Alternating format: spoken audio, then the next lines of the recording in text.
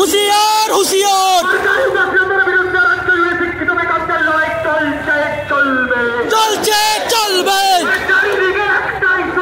Justice for RG Kar. এটা সবাইকে ছড়িয়ে দে, আরজিকর হাতরাস আর না এটা এখান থেকে হলেই ভালো হবে, ঠিক আছে ভাই? আরজিকর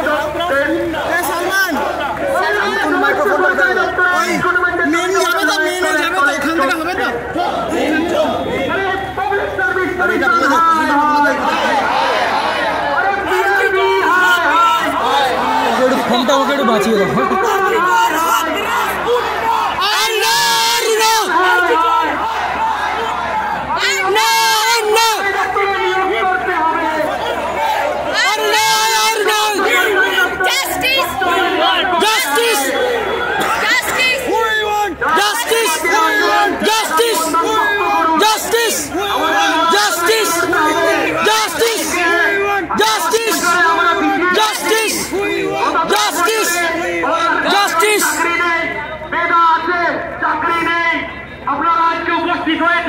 বিভিন্ন জেলা থেকে এসছেন, একটাই দাবি, রিক্রুটমেন্টের দাবি, সরকারি চাকরির দাবি, সরকারি চাকরির দাবিতে আজকে আপনারা এই দাবি রয়েছেন।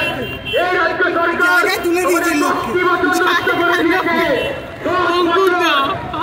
গ্রামের বঞ্চিত শিক্ষিত চাকরি প্রার্থীরা তারা প্রাপ্য চাকরি থেকে বঞ্চিত হয়েছেন, চাকরি থেকে বঞ্চিত হয়েছেন।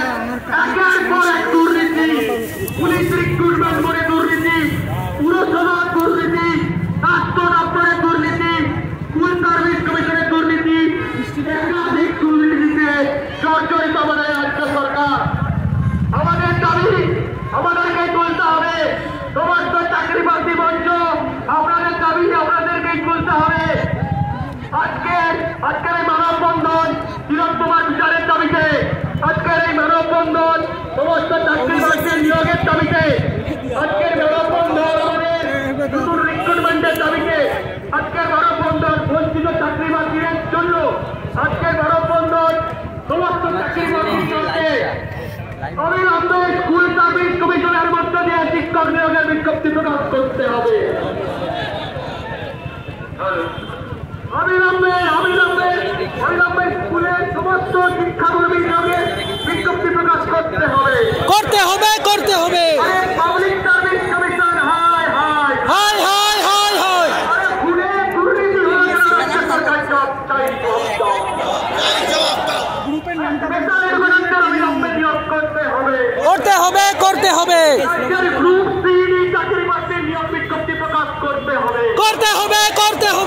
এসএসসির নতুন বিজ্ঞপ্তি প্রকাশের দাবিতে আমাদের লড়াই চলছে চলবে। সমস্ত চাকরি প্রার্থী মঞ্চের দাবি মানতে হবে। মানতে হবে সমস্ত চাকরি প্রার্থী মঞ্চের দাবি মানতে হবে। অবিলম্বে সমস্ত সরকারি দপ্তরে রিক্রুটমেন্ট করতে হবে। অবিলম্বে সরকারের সমস্ত পদে রিক্রুটমেন্ট করতে হবে। বারবার নিয়োগ দুর্নীতি করতে হলে রাজ্য সরকার জবাব চাই, জবাব দাও।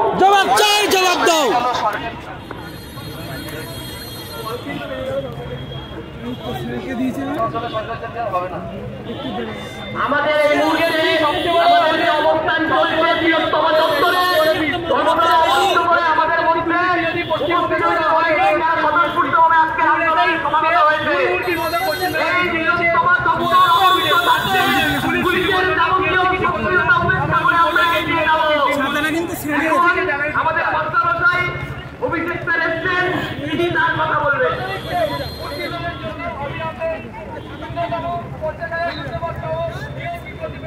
আচ্ছা, মানববন্ধন যেটা আজকে একটু বড় সবাই একটা জায়গায় গ্যাদার না হয়ে একটু করি, এই জায়গাটা যেমন ফাঁকা থাকছে। আচ্ছা, আমাদের যে বিষয়টা শুধুমাত্র রাজ্য দেশ রাজনৈতিক মঞ্চের কোন ব্যক্তি আমাদের এই মানববন্ধনে স্বাগত নয়। আমি আবার বলছি, কোন রাজনৈতিক মঞ্চের ব্যক্তিরা আজকের মানববন্ধনে যোগদান করবেন না। আজকে কোন রকম চলো আমরা ওইখানটায় চলে যাই।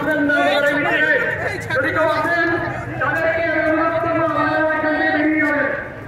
যদি কোনো রাজনৈতিক ব্যক্তি অনুরোধ করবো আপনারা বেরিয়ে যাবেন। আমার একটু মোবাইলটা বাঁচাতে হবে গো।